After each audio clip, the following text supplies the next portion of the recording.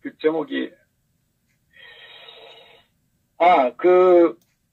이 좌파 권력 갈등 폭발하나 하는 부분인데요. 예, 예. 지금 뭐 언론에서 접하시겠지만은 저는 그렇게 봅니다. 개별 사건들을 저는 이제 개별건으로 보지 않고요. 네. 그 이면의 나름의 그 의도를 보려고 저는 노력을 많이 합니다. 예, 예. 그런데 첫 번째가 안희정이가 무너진 사건을 우리가 예의주시해야 된다고 봅니다.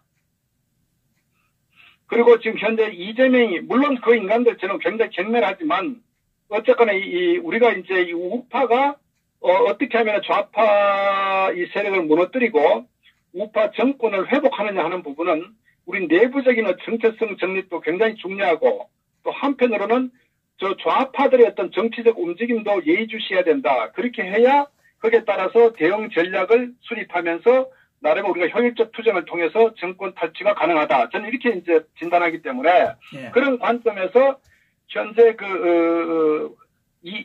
안희정 씨 같은 경우도 결국은 이제 어떤 미투 사건으로 해서 몰락을 했지 않습니까? 사실 어떻게 보면은 이 좌파 내에서 가장 강력한 폭발적 이 잠재 인물이 안희정 씨 아니었습니까? 안희정이는 좌와 우를 넘나들 정도의 굉장히 어떤 폭넓은 역량 있는 평가를 받은 정치인이거든요. 그런데 한순간에 무너졌잖아요. 아마 안희정이 허를 찔렸죠.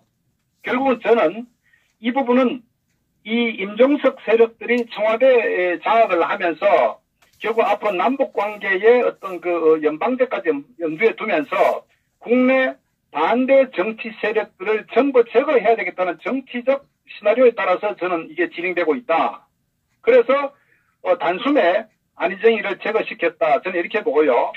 그 다음에 이 이재명 같은 경우도 결국은 나름대로 이제 좌파 내에서 상당 지지를 받죠. 이재명 같은 워낙 이제 극좌적인 사고를 갖고 있고 친북적 사고를 갖고 있는데, 그런데 결국은 이제 임종석이나 이 애들 주사파 세력들이 봤을 때 향후 잠재적으로 경쟁이 될 수 있는 그런 세력들은 조기에 척결을 해버린 것 같아요. 왜냐하면요, 이 정치 권력이 상당히 힘을 발할 때 상대를 치지 않으면은 이게 3년차 접어들면서 이 권력 레임덕 현상이 불가피하게 일어날 수밖에 없다고요. 모든 평가를 받으면서 그게 현실이 드러나기 때문에.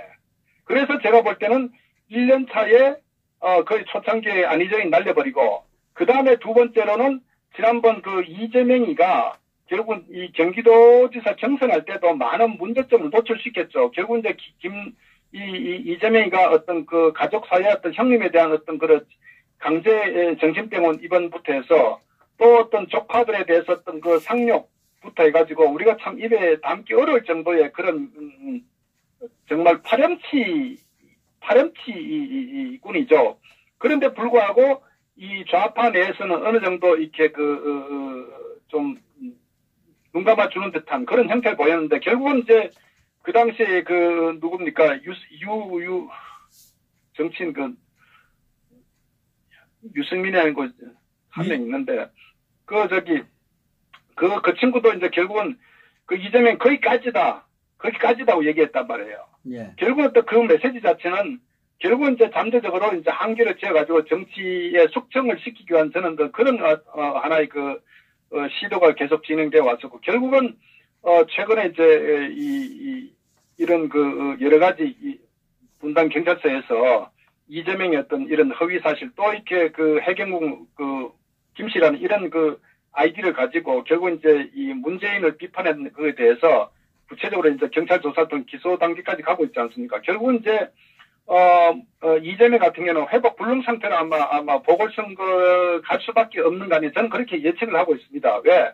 이미 경찰에서 이제 검찰로 응집해서 기소 의견을 냈기 때문에 실제 아마 스모킹건 어떤 정황 증거가 아니라 어떤 구체적인 증거를 확보한 상태로 이미 이제 갔기 때문에 결국은 이런 부분들이 이재명이가 결국은 이제 정치 생명이 끝나는 그런 앞으로 그 외에도 아마 2탄, 3탄을 많이 가지고 있겠죠. 그래서 이재명이를 날려버리는 이런 상황이 지금 전개되고 있고, 결국 이제 대선 때 문재인과 경쟁했던 세력들을 전부 같은 이 좌파 내지만 이제 그 숙청시켜버리는 이런 상태인데 결국 거기는 단순한 어떤 법리적으로 이재명이가 잘못했 이게 아니라 정적을 제거하고 그것은 저는 그 임종석이었던 그 주사파 얘들이 결국 어떤 그 정치적 시나리오를 가지고 움직이고 있다. 저는 그렇게 판단합니다. 그 다음에 그것도 하나 재밌는 게 지난주 토요일 날 이 한국노총에서 이 문재인 그 비판 집회를 했는데 거기에 박원순이가 참석을 했지 않습니까? 예.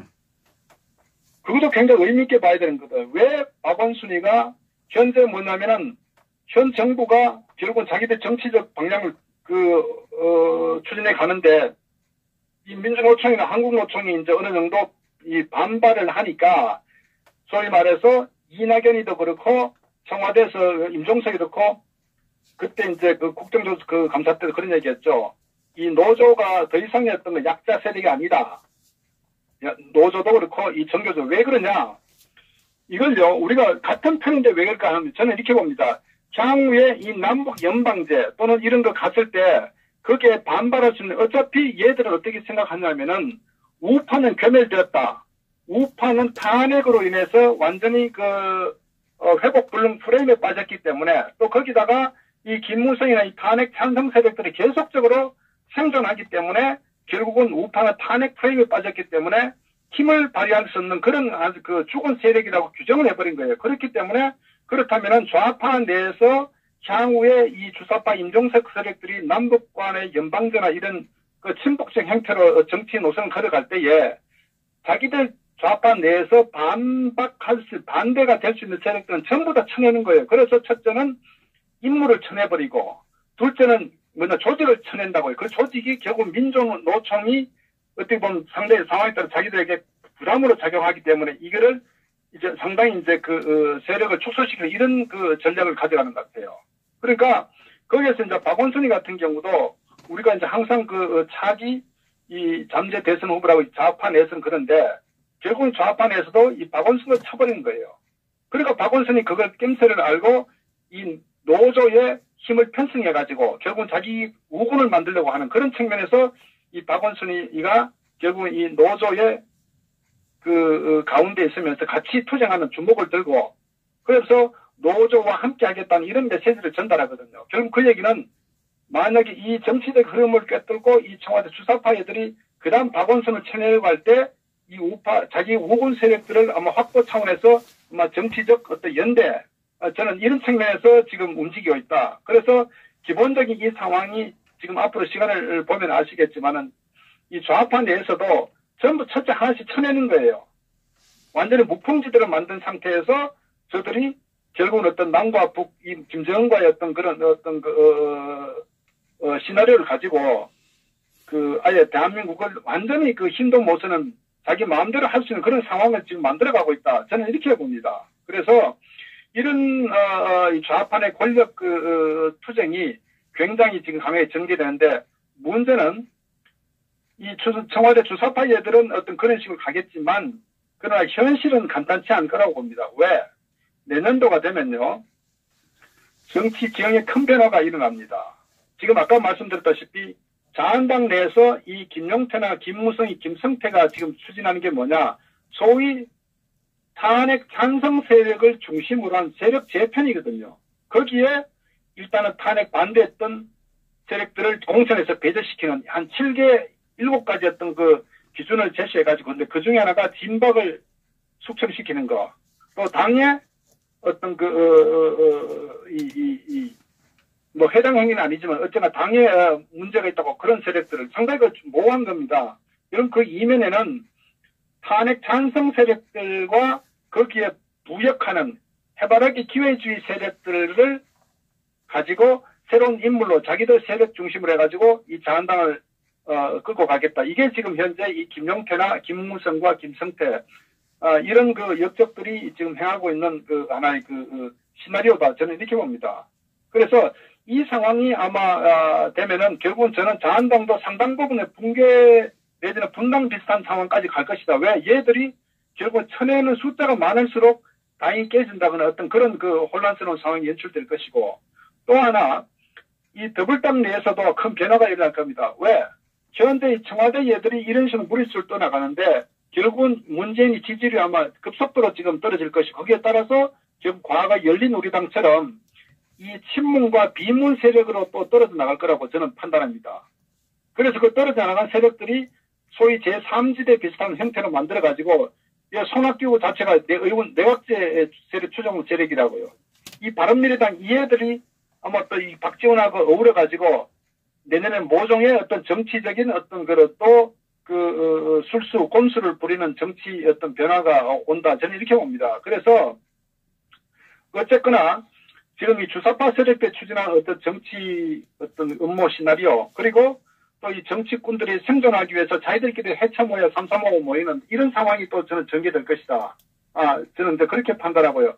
어쨌거나 그럼에도 불구하고 우리 우파 내에서는 중요한 것은 반드시 탄핵을 바로 잡는 문제. 이게 출발점이라는 거죠. 여기에서 뜻이 있는 사람들이 전부 다 해쳐 모여가지고 저는 강력한 우파 정당을 우리가 만들어서 이 좌파나 이 기회주의 이 사이비 위장 보수를 전부 삭스리하는 저는 그런 어떤 대한민국의 정체성을 세울 어떤 그 때가 오고 있다. 저는 이렇게 판단합니다. 네. 예. 정말 오늘 장시간 동안 논평을 해주셨습니다. 네, 감사합니다. 지금 민노총하고 정교조는 하나의 대한민국의 하나의 권력 세력으로 부상을 한 거 아닙니까? 권력 실체죠. 현 주소고요. 왜냐면은 민노총 출신들이 지금 정당 내에도 상당히 뿌리 깊게 받고 있지 않습니까? 예. 정의당 내에서도 그렇고 이 더불당 내에서도 이 노조 출신들이 상당히 세력화되어 있는 상태이기 때문에 예. 그거 어쨌거나 엄연한 대한민국의 어떤 정치 실체의 어떤 세력은 분명한 거죠. 예, 수고하셨습니다, 오늘. 네, 감사합니다. 네. 예.